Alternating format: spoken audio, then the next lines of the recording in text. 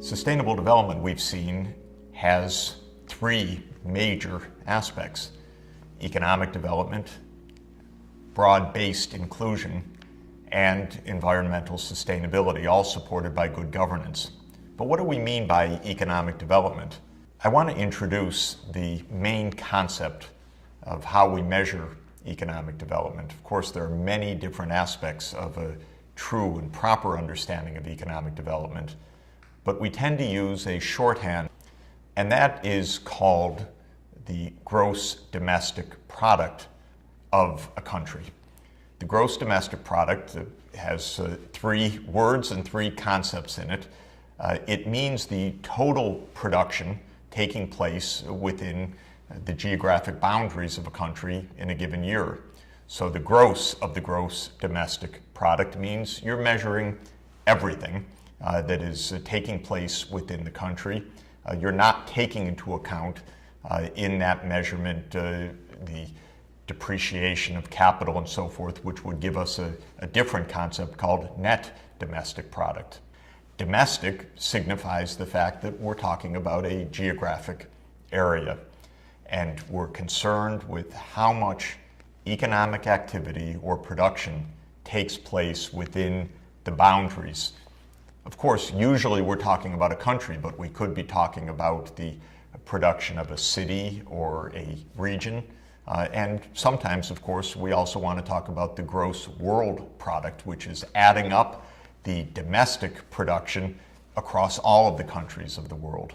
And product or production signifies the fact that what we're interested in measuring is not the accumulated wealth, the wonderful buildings and monuments and roads and infrastructure, the natural beauty of a country which may tremendously raise the quality of life. We're interested in the actual flow of production in a given time period.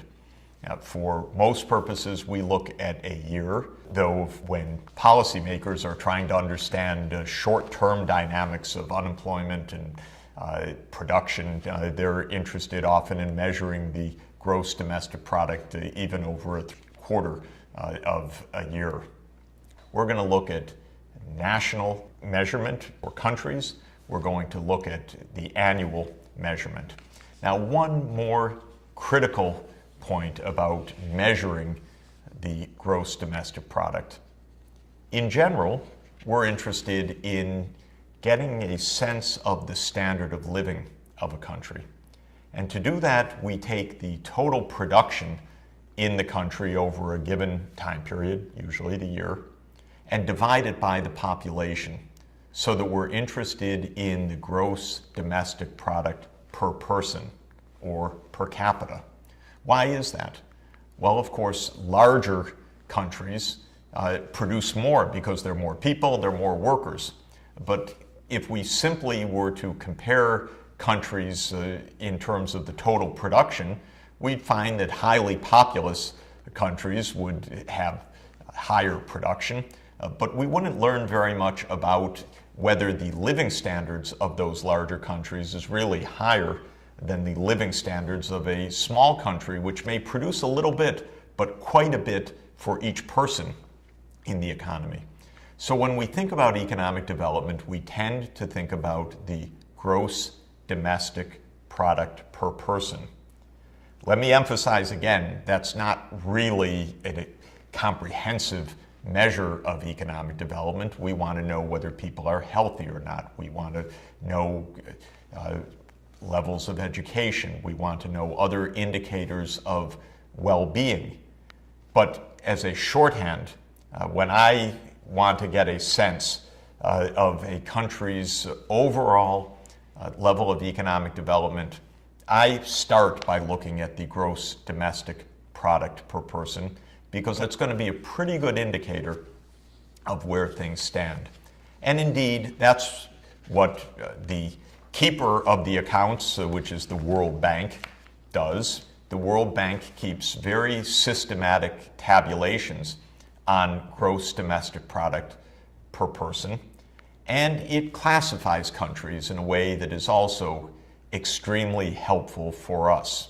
The World Bank gives three categories of countries: high-income countries, middle-income countries, and low-income countries. And it puts each nation into one of those three bins depending on its measured gross domestic product per person. Roughly speaking, a low-income country is a country where the domestic production per person is at a level below a threshold of about $1,000 per person per year. In other words, roughly $3 per day. And a middle-income country is a country that is in a band between $1,000 roughly per person and about $12,000 per person per year. And the high-income countries are countries that are above the $12,000 per person threshold. There are then refinements. The middle-income group, which is quite a big one, is divided between the upper middle income and the lower middle income, with the dividing line of about $4,000 per person per year. The World Bank categories provide us with a useful depiction, a good map of the world. And if you look at the map in front of you, you can see that those few areas that are shaded blue are the high-income countries: the US and Canada, Western Europe, Japan and Korea, Australia and New Zealand, and a few other parts of the world. Add up the population of that high-income group, and you find that it's about 1 billion of the roughly 7 billion people on the planet. So it's about 1 in 7 in the world, roughly 15% of the world's population, living in high-income countries. Then take a look at this large middle group of beige colors, and you see that that covers a wide expanse of the world. And indeed, 5 out of 7 in the world's population, roughly 5 billion of the 7 billion people on the planet, are in the middle income category. So that's a big middle. And that's divided between an upper part and a lower part, roughly half and half. Approximately 2.5 billion people in the upper middle income category and about 2.5 billion people in the lower middle income. Then look at the countries shaded red. Those are the poor countries, the low income category. And by simple arithmetic, we can say that 7 billion minus the 1 in the high income minus the 5 in the middle income, that leaves about 1 billion people approximately living in the low income countries. We've already noted that the low income countries are heavily concentrated in tropical Africa and in South Asia, with a scattering of low income countries in other parts of the world. But in our world today, the poorest countries in the world are concentrated in these two regions, and most of the world's poor people therefore live in those regions where the countries are in the low income category. Now, let me mention one more category. It's not a World Bank category, it's a United Nations category, but also very important for us to remember. Even within the low income countries, there are distinctions. There's a subgroup within the low income countries that's in pretty desperate shape. Not only are they poor, but the human conditions of disease, of education levels, of social instability are very bad. And moreover, this subset of countries is highly vulnerable to droughts, to floods, to conflict, to violence. So these are a group of highly vulnerable, very poor countries, and the UN has classified them as the least developed countries. There are about 50. Right now the list is 48, but it goes up and down depending on how countries are performing. Among the least developed countries, the poorest of those, are, again, heavily concentrated. You see that in tropical Africa, there's a large number of least developed countries. There are several in Asia. And if you look closely at the map, you'll notice something very telling for us.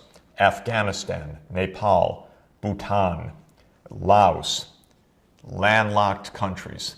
This is not by accident. We're going to see that economic development depends on international trade. Being landlocked is a problem.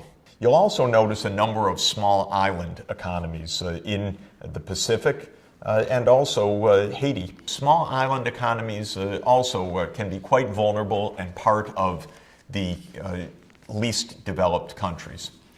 We know what these categories look like intuitively. It's good to remember. London and my own hometown, New York City, among the high-income countries.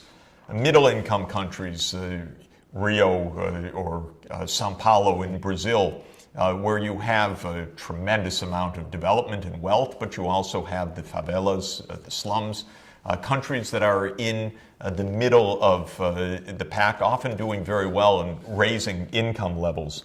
China, another major world economy that is a middle-income country. The poor countries, we know what they look like also because they're more rural. Smallholder farmers, peasant farmers scratching out a living, hardly making ends meet. And for the least developed countries, Somalia, unfortunately, and it's a tragedy in recent decades, really a clear example of what it means to be among the poorest of the poor. Not only desperate poverty, hunger, lack of education, low life expectancy, but lots of violence and lots of political instability as well. Let me mention one more important detail for us in terms of measurement. For everything that I've said so far, in measuring the gross domestic product, the total production is added up and divided by population to get the gross domestic product per person. And since countries have their own currencies, they have to be converted to a common standard. And so the exchange rate is used to convert the national currency into a common, typically US dollar standard. And that's how we make the comparisons, in a common currency. But there's another translation that can also be useful. I want you to be aware of it because we will be referring to it many times. And that is to make one more adjustment for the difference of costs or prices in different countries. If you buy an automobile or a television set almost anywhere in the world, the price will be fairly similar because these are goods that are traded internationally and they have a similar price when expressed in dollars in any part of the world. But if you go to rent an apartment or get a haircut or go to a movie or park a vehicle in the center of town, you'll find the difference in costs extraordinary. In London or New York or Tokyo or Paris, the prices would be sky high. But in a poor setting in Mogadishu or in Accra or in Bamako, Mali, the price of a haircut might be a 20th or a 50th what you pay in a salon in Paris. So one has to take into account that simply measuring the output and converting to dollars might not give a full comparison because the purchasing power in a poorer country might be a little bit higher than is indicated. So we often make one more adjustment called purchasing power adjustment or purchasing power parity to take into account the relative price levels. When you do that, you find that poor countries are still quite poor, but they're not quite as poor as they look. Take a case of a country like Malawi, a poor country landlocked in tropical Africa. Measured in the market prices and market exchange rate, its per capita income is around $250 per person per year compared with $50,000 per person per year in the United States.